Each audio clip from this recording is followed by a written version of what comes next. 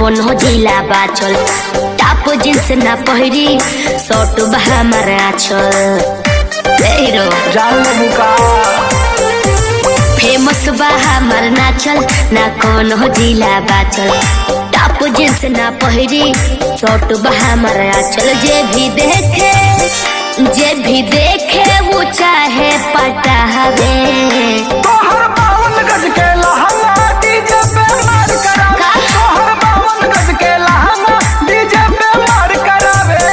तो जाए दो तो हिलावा रात भर।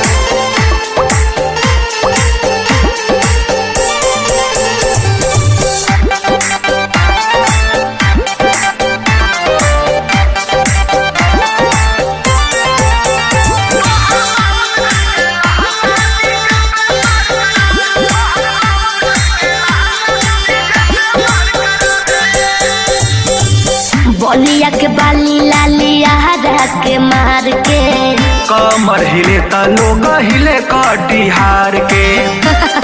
सही हो आहो।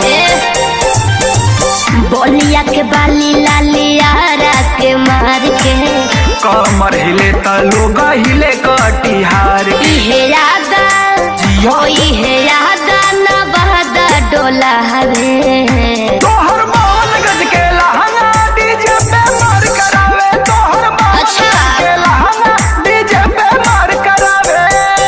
हाँ तो बच के रहियो। दया उठा के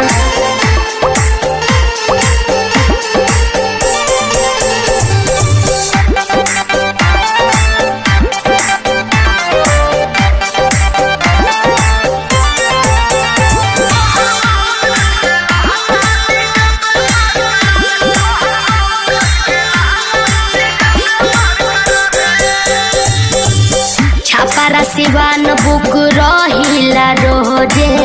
बक्सर के अक्सर लोग तोहरा के खोजे। अच्छा ऐसा बात बताओ। हाँ हो। ए छापारा सिवान बुक रहिला रोजे। बक्सर के अक्सर लोग तोहरा के खोजे। जिला भभुआ हाय हाय। जिला भभुआ के नंबरी लुटा हवे। तोहर 52 गज के लहंगा डीजे पे मार करावे। तोहर 52 गज के लहंगा डीजे पे मार करावे। हनु देख देख